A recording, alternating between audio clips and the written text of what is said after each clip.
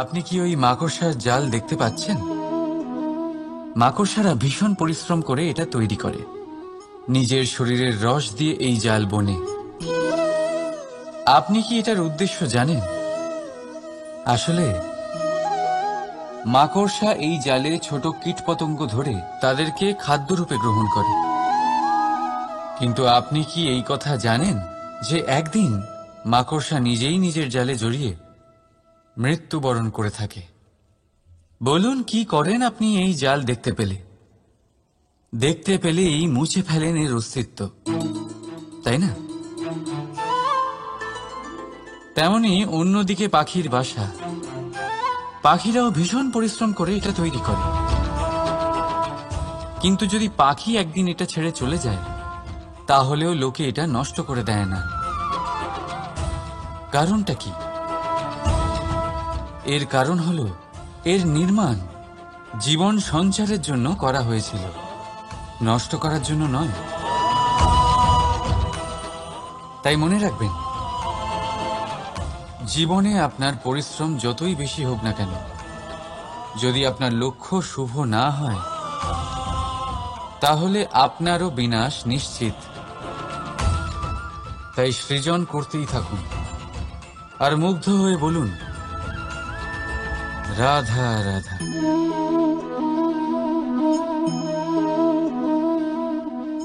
আপনার কি মনে হয় আমি কি করছি? আপনি বলবেন আমি প্রদীপ জ্বালাচ্ছি। সঠিক। কিন্তু প্রশ্ন হচ্ছে যে আমি কি আপনাকে বলেছি যে একে প্রদীপ বলা হয়? না। এই প্রদীপ কি নিজেই নিজের পরিচয় আপনাকে দিয়েছে? না। তাহলে আপনি কি করে জানলেন যে একে প্রদীপ বলা হয়? উত্তর হচ্ছে প্রকাশ, যে স্বয়ং জ্বলে অন্ধকারের মধ্যে সংসারকে পথ দেখায়, সেটাই প্রদীপ। যা নিরাশার মাঝে আশার আলো প্রদর্শন করে, সেটাই প্রদীপ। অপর দিকে আছে সাপ, যাকে না দেখেও তার ফনার আওয়াজ শুনেই লোকে ভয় পেয়ে যায়। তার মানে ব্যক্তির পরিচয় তার কর্মের দ্বারা পাওয়া যায়। তাই আপনার এটা বলার প্রয়োজন নেই যে আপনার পরিচয় কি। এটা আপনার কর্মই নিশ্চিত করবে যে লোকে আপনাকে প্রদীপ ভেবে ভালোবাসবে নাকি সাপ ভেবে ভীত হয়ে থাকবে। রাধা রাধা। সময় কত বিচিত্র হয়।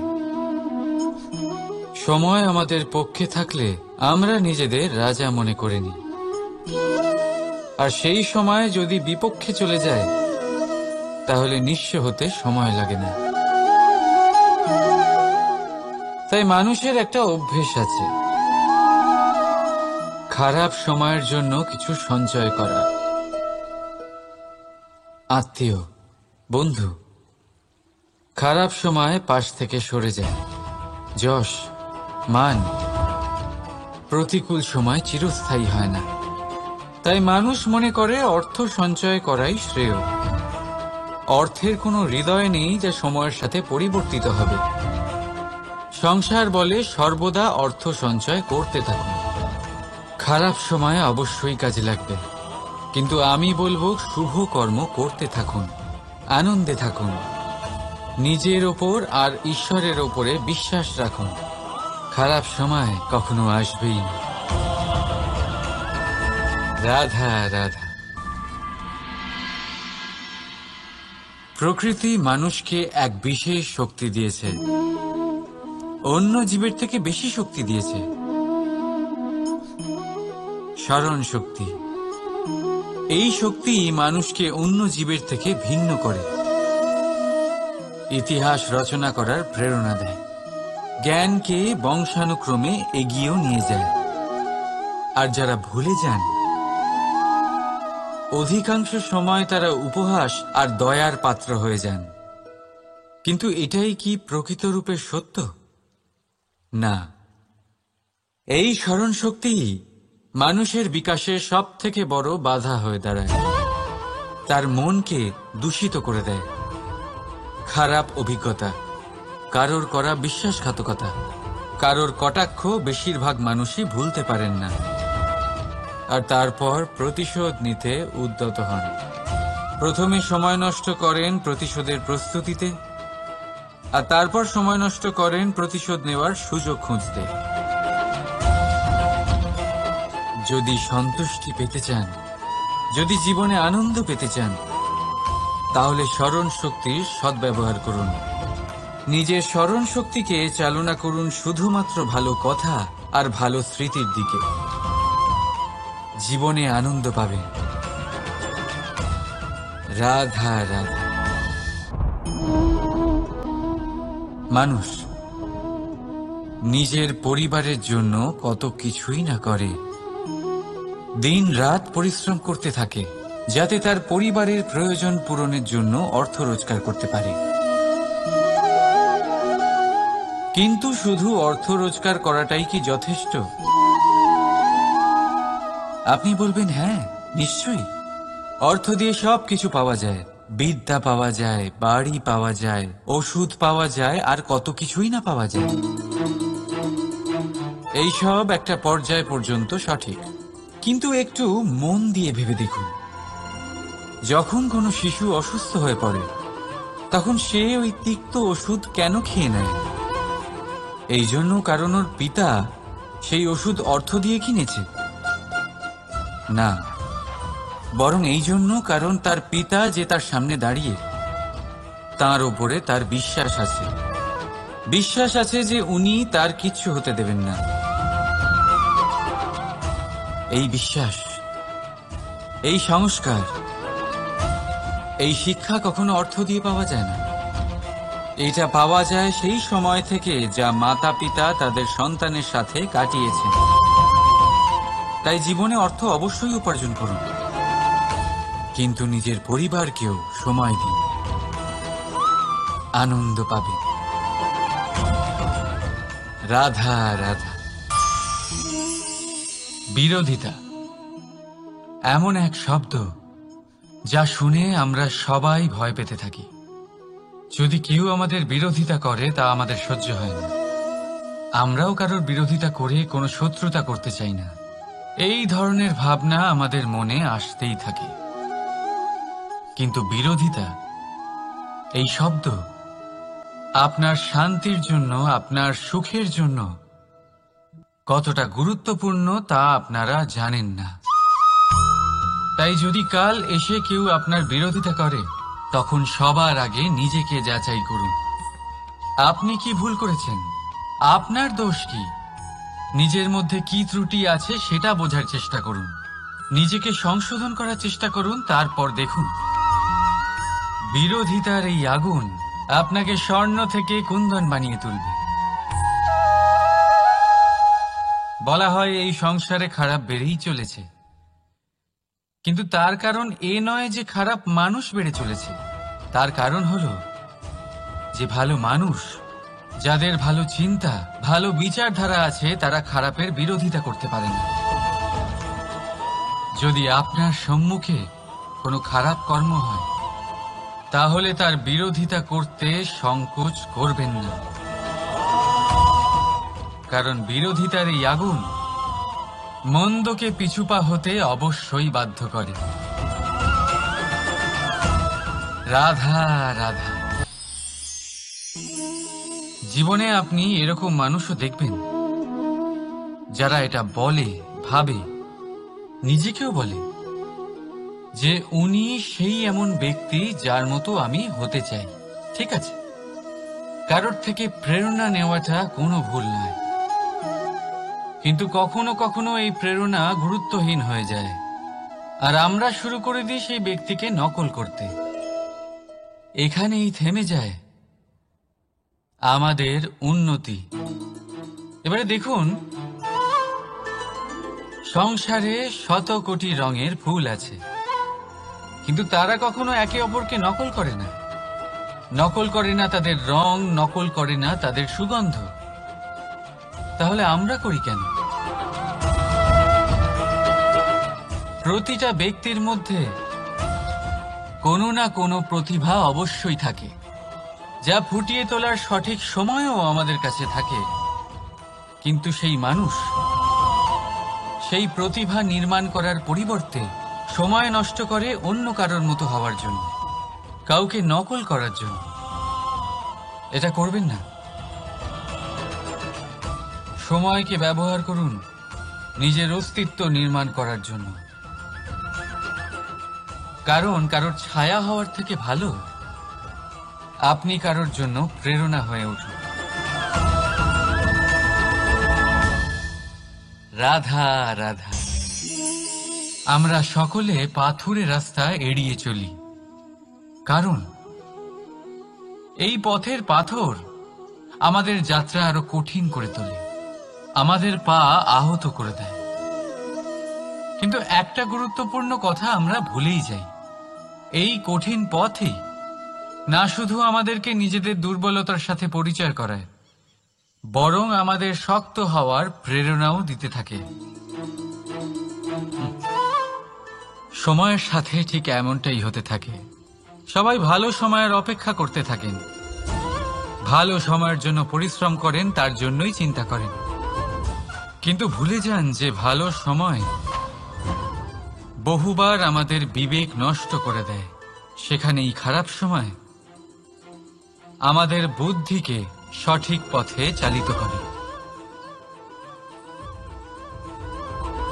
রাধা রাধা। ঘোড়াকে যতই প্রশিক্ষণ প্রদান করুন, তার মুখে লাগাম তো পরাতেই হবে। একজন ভালো চালক সেই ঘোড়ার লাগাম মাঝে মাঝে টেনে ধরে, তাকে সঠিক পথে চালিত করতে, যাতে সেই ঘোড়া দিগ্ভ্রান্ত না হয়। এবার একটু ভাবুন, ঠিক এরকমই হয় আমাদের মন।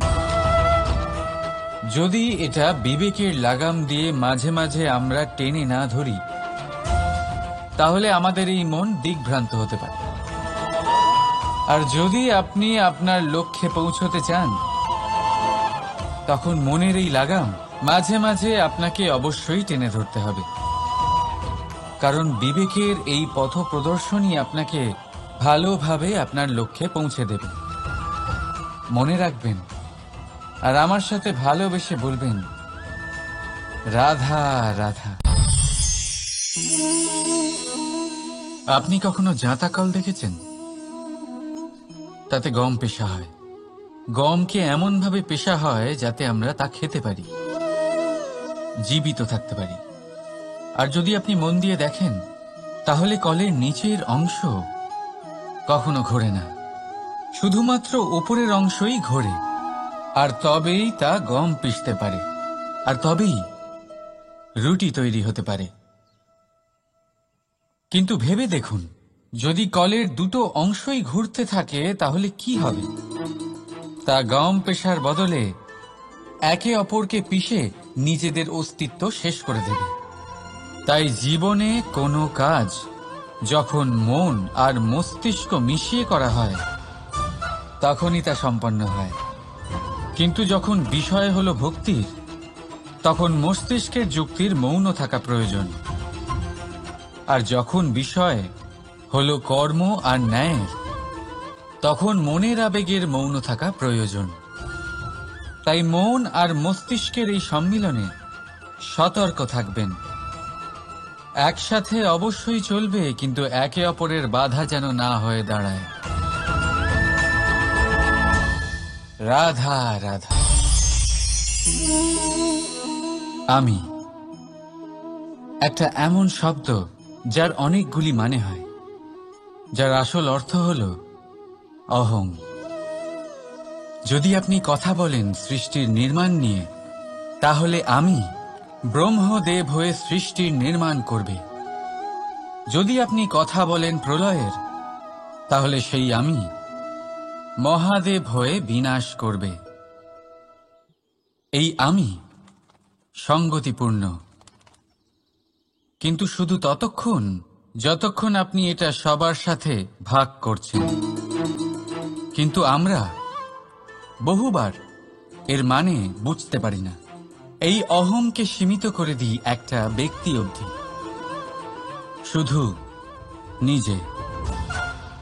আর তখনই জেগে ওঠে অহংকার, যাতে প্রাধান্য পায় শুধুমাত্র আমি, আমরা নয়। আর একজন ব্যক্তি একা না উৎপাদন করতে পারে আর না করতে পারে সৃজন। এবারে দেখুন, বৃষ্টির এক ফোঁটা, তারও অস্তিত্ব আছে, কিন্তু তা ধরিত্রীতে পড়লেই সমাপ্ত হয়ে যায়। কিন্তু যখন ফোঁটাগুলি একসাথে পড়ে তখন শুরু হয় বর্ষা, আর তখনই তৈরি হয় ধারা। রাধা রাধা। বলুন, কি দেখতে পাচ্ছেন আপনি? আমার হাতের এই সাদা বস্ত্র, নাকি এতে লেগে থাকা এই কালো দাগ? এবারে সত্যি কথা বলতে কি, আপনার নজর সবার আগে এই কালো দাগের উপরে গেছে। ঠিক আছে, এমনই তো হয়। ভীষণ কম মানুষ থাকেন যারা ভাবেন কোনো ব্যক্তি ভীষণ পরিশ্রম করে এই বস্ত্র ধুয়েছেন, এটা শুকিয়েছেন। বেশিরভাগ মানুষের নজর যায় এই দাগের উপরে, ভাবেন যে এটা কি করে লাগলো। কিছুটা এরকমই হয় আমাদের ব্যক্তিত্বের সাথে। আমাদের শুভ কর্মের উপরে আমাদের একটা খারাপ কর্ম ভারী মনে হয়। এবারে ভাবুন, যদি আমি চন্দ্রের কথা বলি, তাহলে তার শীতল আলো দেখার পূর্বে তার কলঙ্ক লক্ষ্য করেন, সেই চাঁদে লেগে থাকা কালো দাগ দেখে নেন। সেই জন্যই বিশেষ করে যারা শুধুমাত্র শুভ চিন্তা করেন আর উপকারী কর্ম যারা করেন, তাদের আমি বলবো সাবধানে থাকবেন, কারণ আপনার একটা খারাপ কর্ম চিরকালের জন্য উদাহরণ হয়ে দাঁড়াবে। রাধা রাধা।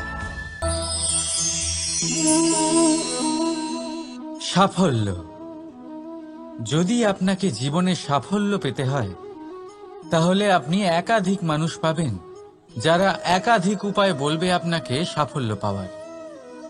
দীর্ঘ সময় ধরে পরিশ্রম, চেষ্টা, নির্ধারণ, নিষ্ঠা এই বিষয়ে ভাষণ দিতে থাকবেন। একাধিক রকমের উদাহরণ আপনার সামনে তুলে ধরবেন। কিন্তু আমার এটা মনে হয়, আমরা কেন সেই বিষয়ে কথা বলি না যা মানুষকে অসফল করে তোলে? শুধু দুটো ব্যাপার অসফল হওয়া নিশ্চিত করে। শুধু দুই ধরনের মানুষ বেশিরভাগ অসফল হন। প্রথম তারা যারা ভাবে অনেক কিছু কিন্তু কিছুই করে না, আর দ্বিতীয় তারা যারা অনেক কিছু করতে থাকে কিন্তু ভাবনা চিন্তা না করে। ভাবনা আর কর্ম, এদের মাঝে সামঞ্জস্য রাখা খুব জরুরি। যদি এটা থাকে, তাহলে জীবনে কখনো অসফল হবেন না। রাধা রাধা। আপনি অনেককে এই কথা নিশ্চয়ই বলতে শুনেছেন, এই ব্যক্তির দৃষ্টিতে দম্ভ আছে, এই ব্যক্তির চোখের ওপর অহংকারের পর্দা পড়ে আছে, ইত্যাদি ইত্যাদি। চলুন, আমি আপনাকে একটা প্রশ্ন করছি।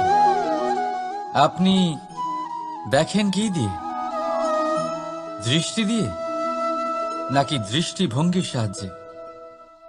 ভাবুন। চিন্তায় পড়ে গেলেন নিশ্চয়ই।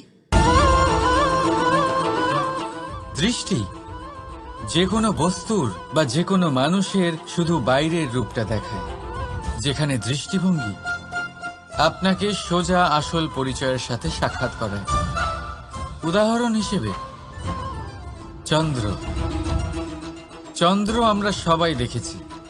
বহু মানুষ আছেন যাদের চন্দ্র অত্যন্ত সুন্দর লাগে, আবার কিছু মানুষ এমনও আছেন যারা এই চন্দ্রের মধ্যেই দাগ খুঁজে বার করেন। এই হলো দৃষ্টিভঙ্গি। যদি নিজের দৃষ্টিভঙ্গিতে প্রেম রাখেন, ভালোবাসা রাখেন, সম্ভ্রম রাখেন, তাহলে তার বদলে আপনিও প্রেম আর সম্মান অবশ্যই পাবেন। এবারে দেখুন, যে জল দিয়ে ঈশ্বরের মূর্তি ধোয়া হয় তাকে চরণামৃত বলা হয়। এটার কারণ দৃষ্টিভঙ্গি।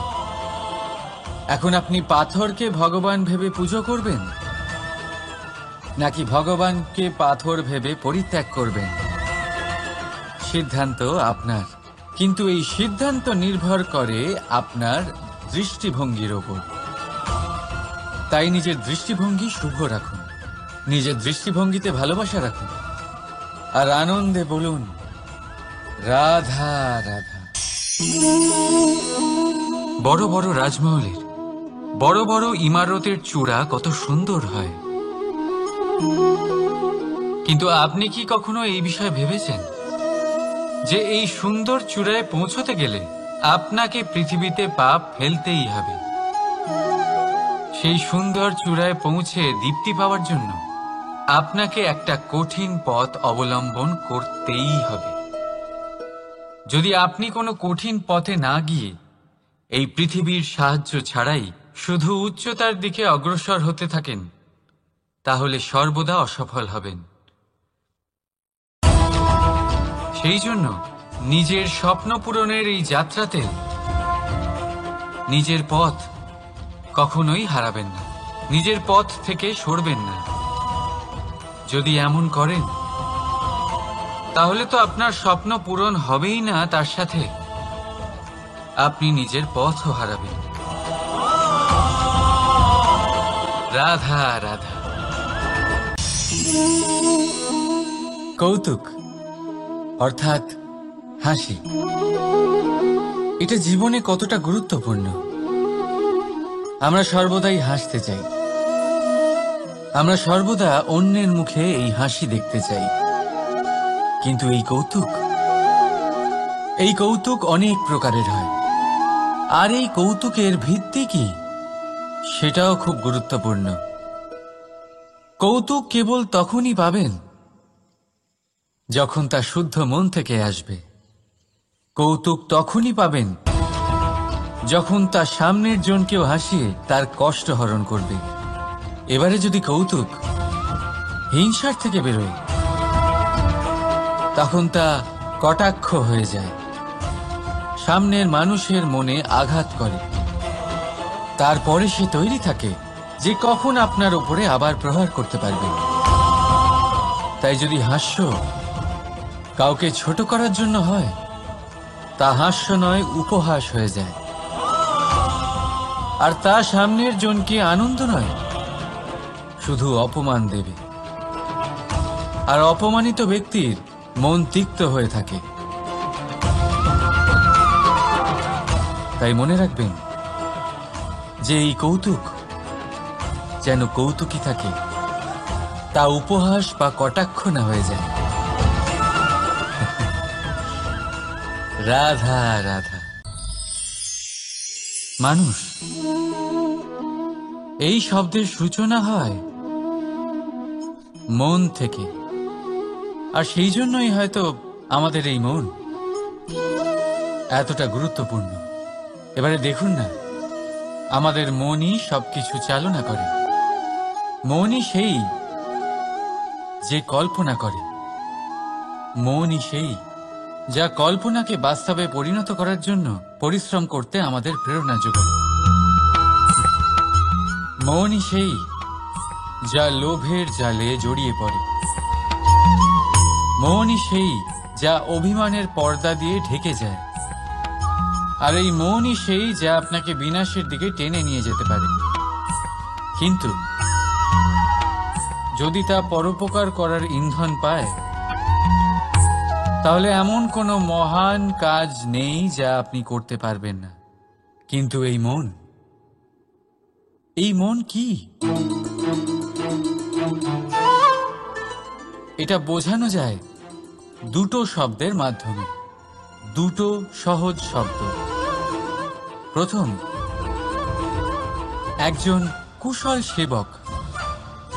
দ্বিতীয়, একজন সংকটপ্রবণ মালিক। যদি আপনার এই মন আপনার নিয়ন্ত্রণে থাকে তাহলে সে হলো আপনার সেবক। তাই আপনার অস্তিত্ব আছে। কিন্তু যদি আপনার মন আপনার কর্মের ওপরে নিয়ন্ত্রণ করে তাহলে এই মন আপনার মালিক, আর তখন আপনার বিনাশ নিশ্চিত। তাই নিজের এই মনকে নিয়ন্ত্রণে রাখুন, কিন্তু ভালোবেসে। আসুন আমার সাথে আনন্দে বলুন, রাধা রাধা। এই সূঁচ দেখতে পাচ্ছেন আপনি? এটা শুদ্ধ লোহা দিয়ে তৈরি, বস্ত্র সেলাই করার কাজে লাগে, অস্ত্রোপচারে কাজে লাগে। কিন্তু আপনি কি কখনো ভেবে দেখেছেন এই সূঁচ কিভাবে তৈরি হয়? লোহার এক বড় অংশকে পিটিয়ে পিটিয়ে টেনে টেনে তাকে পাতলা বানানো হয়। এরপরেই আমরা পেয়ে থাকি সূঁচ। ভাবুন, যদি লোহার টুকরোতে অনর্গল প্রহার করার ফলে একটা লোহার টুকরো সূঁচে পরিণত হয়,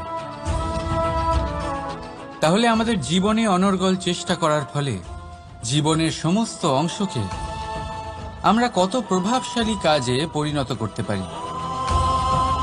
শুধু প্রয়োজন দৃঢ় নিশ্চয়তা। তাহলে আসুন আমার সাথে ভালোবেসে বলুন, রাধা রাধা। বিশ্বাস, জীবনে বিশ্বাস কতটা গুরুত্বপূর্ণ। একজন স্ত্রী তার স্বামীর হাত ধরে যে কোনো জায়গায় যেতে পারেন, এর কারণ হলো বিশ্বাস। তার নিজের স্বামীর ওপরে বিশ্বাস আছে। যখন একজন মা তার ছোট বাচ্চাকে কোলে তুলে হাওয়ায় ওঠায়, তখন সেই বাচ্চা ভয়ভীত হয়ে যায় না। তার কারণ হলো বিশ্বাস। তার বিশ্বাস আছে যে তার মা তার কিচ্ছু হতে দেবে না। এক বৈদ্যের দেওয়া ঔষধ সন্তান কিছু না বুঝে শুনেই খেয়ে ফেলে। সেই বৈদ্যের জ্ঞানের বিষয়ে তার কোনো ধারণাই থাকে না। শুধু নিজের পিতার উপরে বিশ্বাস আছে যে তার পিতা তাকে খারাপ কিছুই দেবে না। যখন এই সংসারের প্রতিটা বন্ধন বিশ্বাসের উপরে দাঁড়িয়ে আছে, তাহলে কেন এই বিশ্বাসকে আমরা জীবনে আনতে পারি না? আপনি নিজেই দেখুন, এই বিশ্বাস নিজের জীবনে এনে দেখুন, সবকিছু আরো সুন্দর হয়ে যাবে।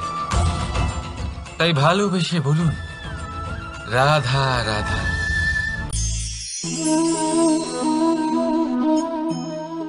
অহংকার, এই শব্দটা সবাই শুনেছেন। বহু মানুষকে আপনি এটা বলতে শুনেছেন যে ওই ব্যক্তির অহংকার আছে, ওই মানুষটির ক্ষমতার অহংকার আছে, ওই ব্যক্তির নিজের রূপ নিয়ে অহংকার আছে, ওই ব্যক্তির নিজের অর্থের অহংকার আছে, ইত্যাদি ইত্যাদি। কিন্তু এই অহংকার, এর অস্তিত্ব হয় কি করে? এবারে একবার এই হাতটা দেখুন। যদি এই হাতের 5 আঙ্গুল উঠে দাঁড়ায়, আশীর্বাদ। আর যদি এই হাতের 5টা আঙ্গুল একসাথে মুঠো হয়ে যায়, শক্তি, সংকটের বিরুদ্ধে ঢাল। কিন্তু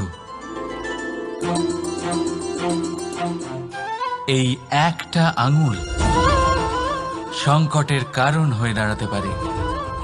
এই একটা আঙ্গুল শত্রুকে আহ্বান জানায়। এবার অহংকার বলে এই শব্দটাই দেখে নিন। আমাদের থেকে আলাদা হয়ে গেলে হয় অহং।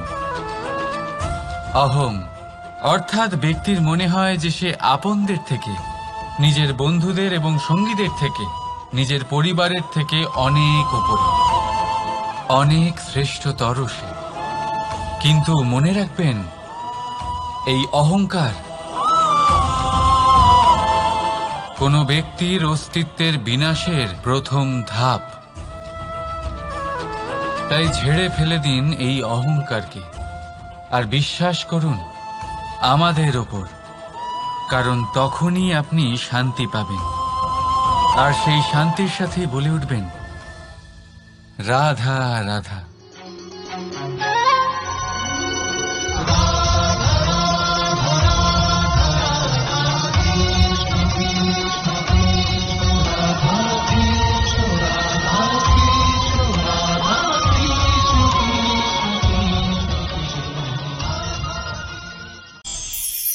অগ্নি চতুর্থ তত্ত্ব, সব থেকে বেশি গুরুত্বপূর্ণ কিন্তু তার থেকেও বেশি ভয়াবহ। কখনো অগ্নিকে নিয়ন্ত্রিত রূপে উনুনে জ্বলতে দেখেছেন? এই অগ্নি আমাদের খাবার বানাতে সাহায্য করে, যা আমাদের শক্তি প্রদান করে। কিন্তু এই অগ্নি যখন বিচলিত হয়ে, অনিয়ন্ত্রিত হয়ে কোনো বনের আগুন হয়ে ওঠে, তখন মহা বিনাশ ঘটে যায়। আপনারই অন্তরের ঊর্জা হলো এই অগ্নি।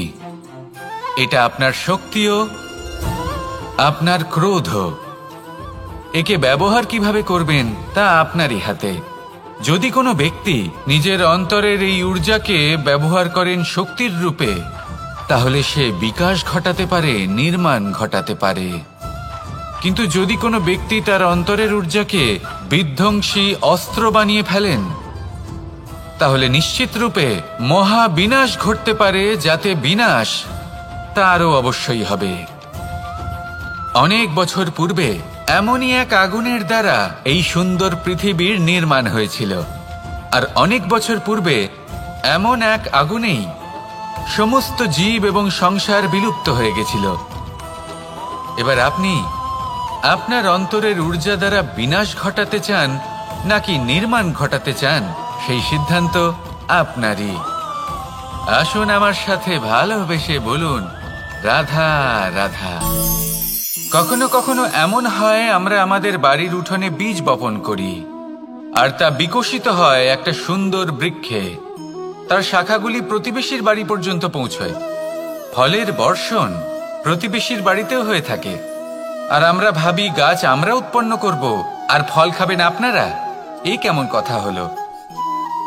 আপনাকে এই কথা বুঝতে হবে যে এসব হলো ভৌতিক বস্তু, সাংসারিক বস্তু। কখনো নিজের বাড়ির বাগানে ভালোবাসার গাছ বপন করে দেখুন।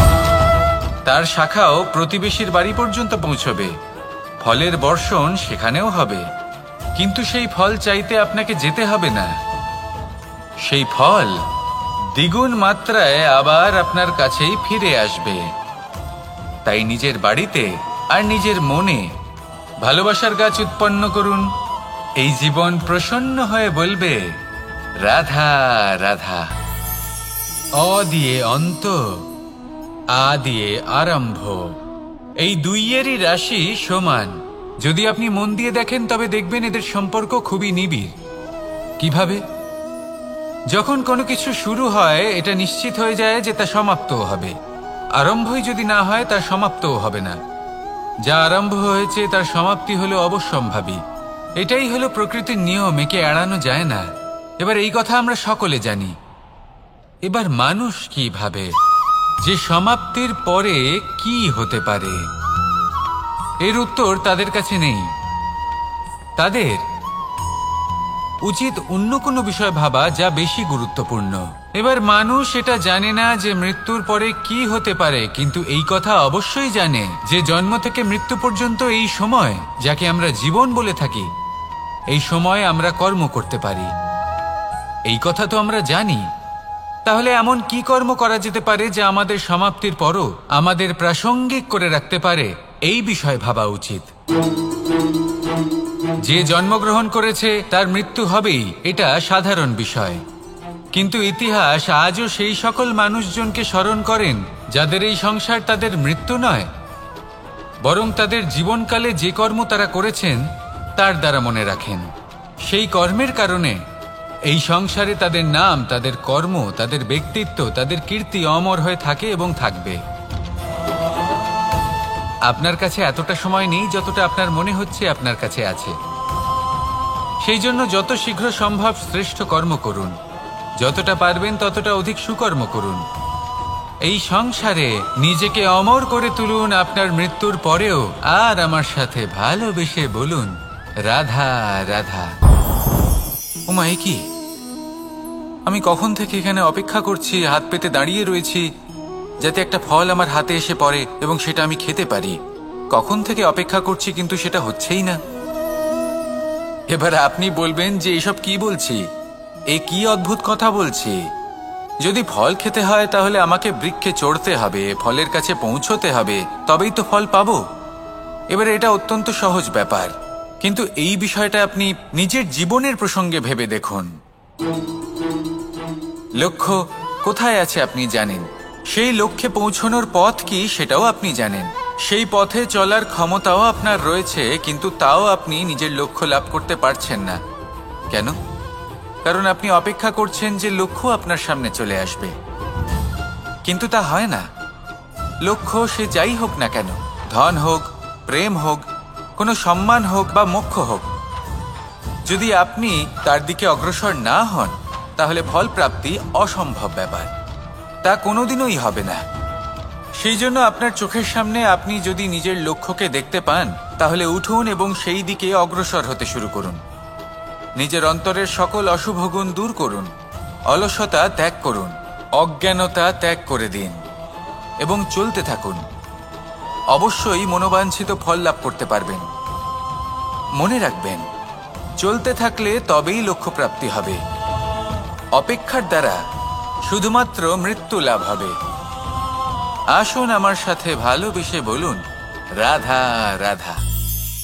পাখি কখন জন্ম নেয়, কখন উড়তে শেখে, কখন বাসা বানাতে শেখে, কখন নিজের মৃত্যু লাভ করে, এসব আমাদের মধ্যে কেউ জানি না। কিন্তু পাখি একটা কথা খুব ভালো করে জানে, যে এই সংসারেও যা কিছুই করুক না কেন, এই সংসারের ওকে নিয়ে কিচ্ছু যায় আসে না। এবার আমরা কি করি? কোনো কাজ করার আগে আমরা এটা ভাবি যে এই সংসার যদি আমাকে দেখে ফেলে তাহলে কে জানে এই সংসার কি ভাববে, আমার প্রতিচ্ছবি কেমন তৈরি হবে কে জানে, কে জানে কি হবে আদি ইত্যাদি। এই সব ভাবনায় আমরা মগ্ন হয়ে যাই।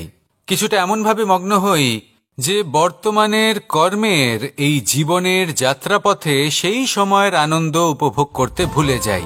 এবার দেখুন একটা পাখি কি করে, ওর কর্ম হলো গান গেয়ে চলা। ওই পাখি গেয়ে চলে, কেউ ওর গান শুনুক বা না শুনুক, কেউ আদৌ শুনছে কিনা সেই বিষয়টা নিয়ে সেই পাখির কিছুই যায় আসে না। সেই পাখি নিজের কর্ম করতে থাকে। হয়তো সেই জন্যই আপনি কখনো কোনো পাখিকে কাঁদতে দেখবেন না। এরকমই আপনাকে নিজেকে গড়ে তুলতে হবে। প্রথমে নিজেকে জিজ্ঞেস করুন, এই যে কর্ম আমি করতে চলেছি সেটা কি উচিত? যদি আপনার মনে হয় সেটা উচিত তাহলে সেটা প্রমাণ করুন। এটা ভাববেন না যে এই সংসার কি ভাববে। আসুন আর আমার সাথে ভালোবেসে বলুন রাধা রাধা।